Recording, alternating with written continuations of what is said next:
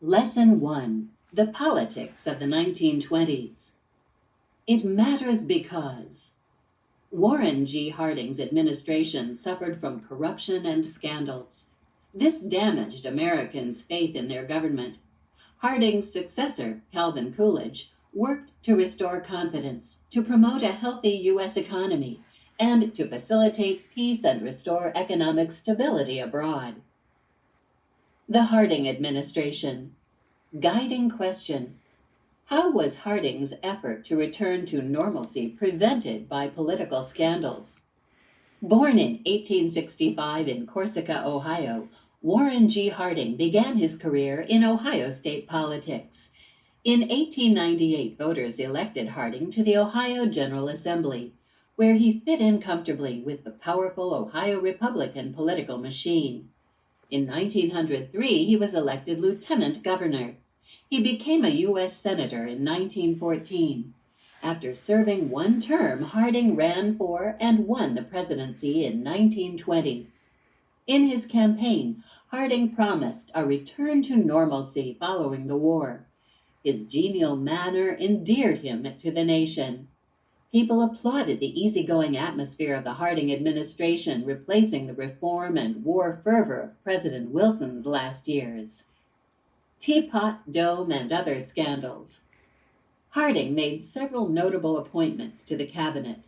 These included former Supreme Court Justice Charles Evans Hughes as Secretary of State, former Food Administrator Herbert Hoover as Secretary of Commerce, and business tycoon Andrew Mellon as Secretary of the Treasury.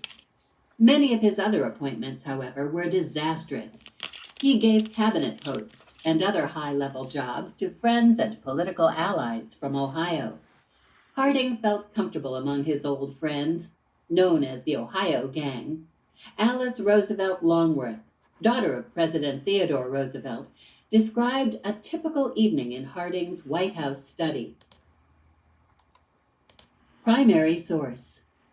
The air would be heavy with tobacco smoke, trays with bottles containing every imaginable brand of whiskey, cards and poker chips at hand, a general atmosphere of waistcoat unbuttoned, feet on desk, and spittoons alongside. From Crowded Hours, 1933. Several of these men used their influential posts for their own gain. Colonel Charles R. Forbes, an Ohio acquaintance of Harding's, sold scarce medical supplies from veterans' hospitals and kept the money for himself. He cost the public about $250 million. In June 1923, while traveling from Alaska to California, Harding became ill with what was probably a heart attack. He died in San Francisco on August 2nd, shortly before the news of the Forbes scandal broke. Early the next morning, the vice president, Calvin Coolidge, took the oath of office and became president. The most famous scandal, known as Teapot Dome, began in early 1922. Harding's Secretary of the Interior, Albert B. Fall, secretly allowed private interests to lease lands containing U.S. Navy oil reserves at Teapot Dome, Wyoming, and Elk Hills, California. In return, Fall received bribes from these private interests totaling more than $300,000. After the Wall Street Journal broke the story, the Senate launched an investigation that took most of the 1920s to complete. In 1929, Secretary Fall became the first cabinet secretary to go to prison. Attorney General Harry Daugherty was investigated for accepting bribes from a German agent seeking to buy a German-owned company that had been seized by the U.S. government during World War I. Daugherty refused to open Justice Department files to a congressional committee. He also refused to testify under oath, claiming immunity or freedom from prosecution on the ground that he had had confidential dealings with President Harding. Daugherty was later dismissed by President Coolidge. Silent Cal takes over. Calvin Coolidge was very different from Harding. A critic joked that Coolidge could be silent in 5 languages. Coolidge quickly distanced himself from the Harding administration. However, he asked the most capable cabinet members, Hughes, Mellon, and Hoover, to remain. Coolidge believed that prosperity rested on business leadership and that government should interfere with business and industry as little as possible. In the year following Harding's death and the revelations of the scandals, Coolidge avoided crises and adopted policies intended to keep the nation prosperous. He easily won the Republican nomination for president in 1924. The Republicans promised the American people that the policies that had brought prosperity would continue. Coolidge won the election easily. Progress check. Comparing. How did the Coolidge administration differ from the Harding administration? Policies of prosperity. Guiding question. What government policies helped the economy recover from the post-war recession?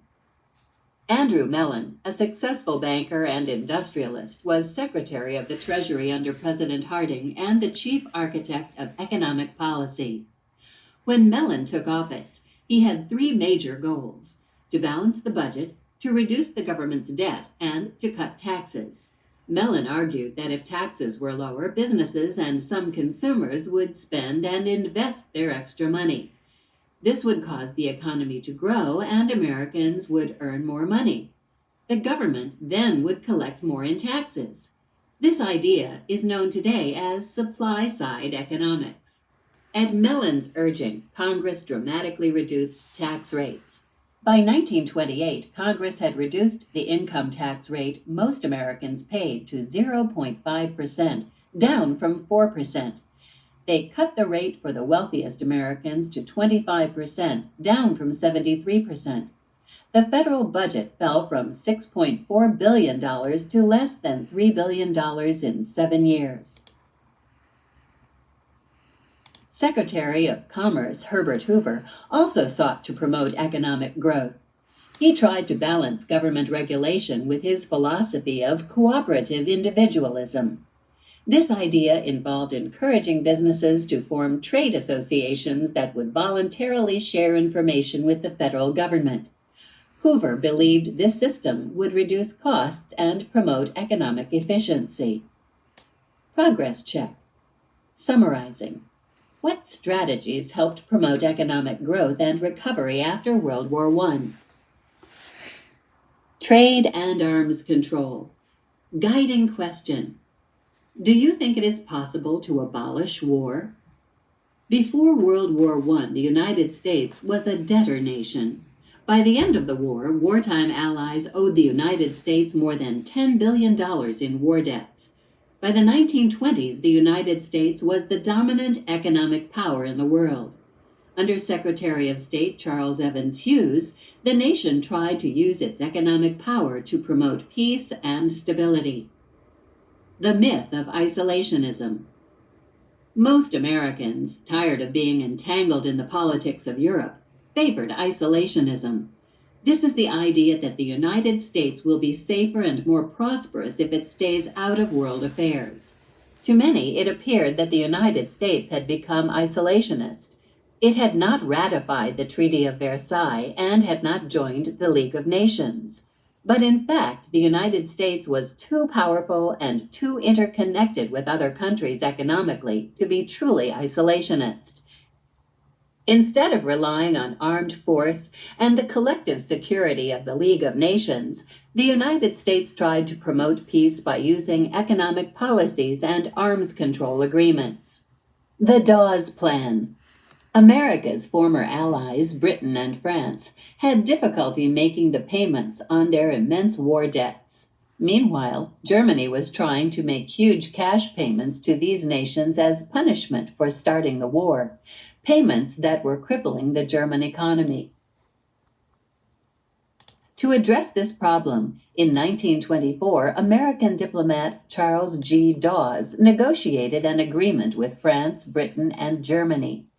American banks would make loans to Germany to help it to make reparations payments. In exchange, Britain and France would accept less in reparations and pay back more on their war debts to the United States. The Washington Conference. Despite their debts, the major powers were involved in a costly post-war naval arms race. In 1921, the United States invited representatives from 8 major countries: Britain, France, Italy, China, Japan, Belgium, the Netherlands, and Portugal, to Washington, D.C. to discuss disarmament. Secretary of State Charles Evans Hughes proposed a 10-year halt on the construction of new warships. The result was the Five-Power Naval Limitation Treaty between Britain, France, Italy, Japan, and the United States. But the conference also angered the Japanese because their navy was required to be smaller than those of the United States and Britain. The Kellogg-Briand Pact.